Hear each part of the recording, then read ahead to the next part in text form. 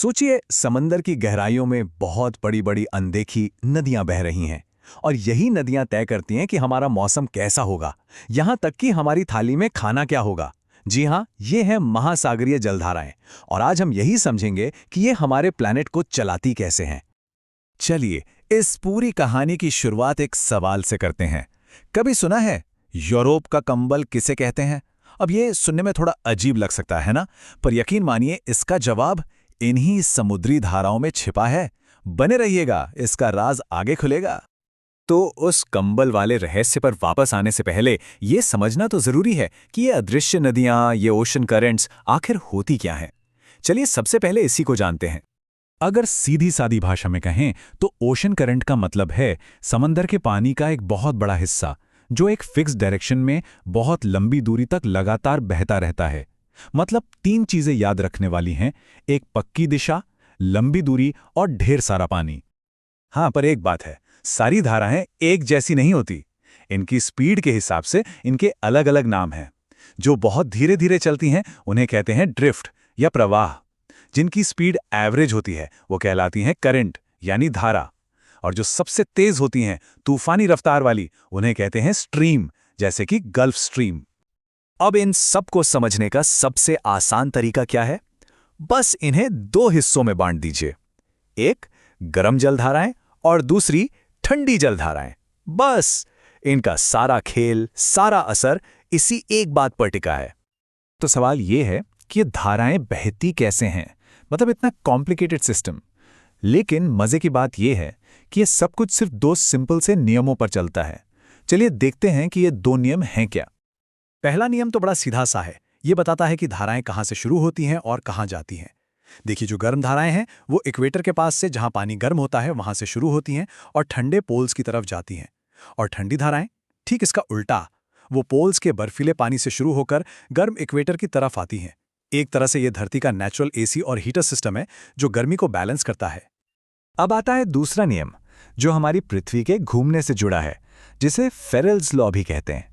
इसकी वजह से क्या होता है कि नॉर्दर्न हेमिस्फीयर में, मतलब इक्वेटर के ऊपर वाले हिस्से में, कोई भी धारा सीधी नहीं चलती। वो अपने रास्ते से दाहिनी तरफ यानी क्लॉकवाइज घड़ी की सुई की तरह घूम जाती है। और जैसा कि कोई भी सोचेगा, सदर्न हेमिस्फीयर में ठीक इसका उल्टा होता है। वहां पर धाराएं बाईं ओर मुड़ती हैं, मतलब एंटी क्लॉकवाइज। तो ये पॉइंट याद रखने वाला है, नॉर्थ में क्लॉकवाइज, साउथ में एंटी क्लॉकवाइज। सिंपल।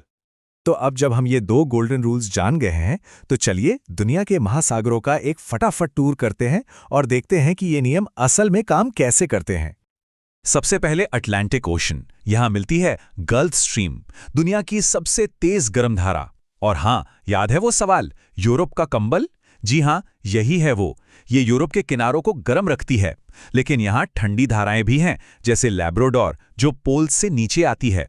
और एक और है बेंगुएला करंट। ये इतनी ठंडी है कि अफ्रीका के वेस्ट कोस्ट पर रेगिस्तान बना देती है। चलिए अब अटलांटिक से निकलकर पैसिफिक ओशन यानी प्रशांत महासागर की ओर चलते हैं। यहाँ की एक बहुत फेमस करंट है कुरोशियो। इसका एक और नाम है जापान की काली धारा। ऐसा इसलिए कहते हैं क्योंकि इसका पानी बहुत ही गहरे नीले रंग का होता है। पैसिफिक में ये गर्म कुरोशियो करंट एक ठंडी करंट ओयाशियो से टकराती है, और जहां ये मिलती हैं वो जगह मछली पकड़ने के लिए दुनिया की बेस्ट जगहों में से एक बन जाती है। और अटलांटिक की तरह ही यहां भी एक ठंडी कैलिफोर्निया करंट है जो अमेरिका में रेगिस्तानी हालात पैदा करती है। और हां, पेरू करंट, जिसे हम हम्बोल्ट भी कहते हैं, जो कि दुनिया की सबसे जरूरी ठंडी धाराओं में से एक है, वो भी यहीं बहती है। और आखिर में इंडियन ओशन यानी हिंद महासागर। यहां भी वही नियम काम करते हैं। अगुलास यहां की एक ताकतवर गर्म धारा है और दूसरी तरफ वेस्ट ऑस्ट्रेलियन करंट एक ठंडी धारा है। और अब तक हम जान ही गए हैं कि ठंडी धारा क्या करती है। जी हां, ये ऑस्ट्रेलिया के वेस्टर्न हिस्से में रेगिस्तान बनाने में मदद करती है। तो हमने इन करंट्स को अलग अलग तो देख लिया, पर असली मजा या कहिए असली मैजिक तो तब होता है जब ये बड़ी बड़ी धाराएं आपस में मिलती हैं। चलिए देखते हैं कि इसका हमारी दुनिया पर असल में असर क्या पड़ता है। देखिए, होता क्या है कि जहां भी एक गर्म और एक ठंडी करंट मिलती हैं, वहां पानी में जबरदस्त हलचल होती है।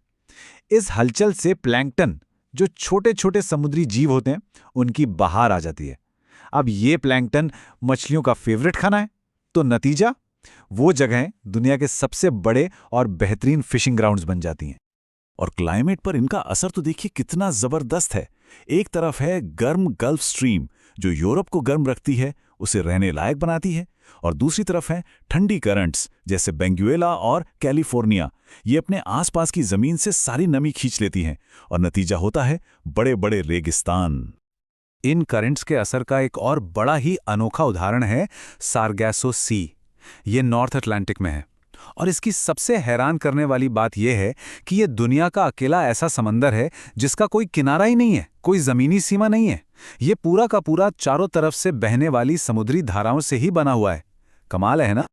तो हमने देखा कि कैसे ये अदृश्य नदियां हमारे मौसम, हमारे क्लाइमेट और यहाँ तक कि हमारे खाने पीने को भी कंट्रोल करती हैं।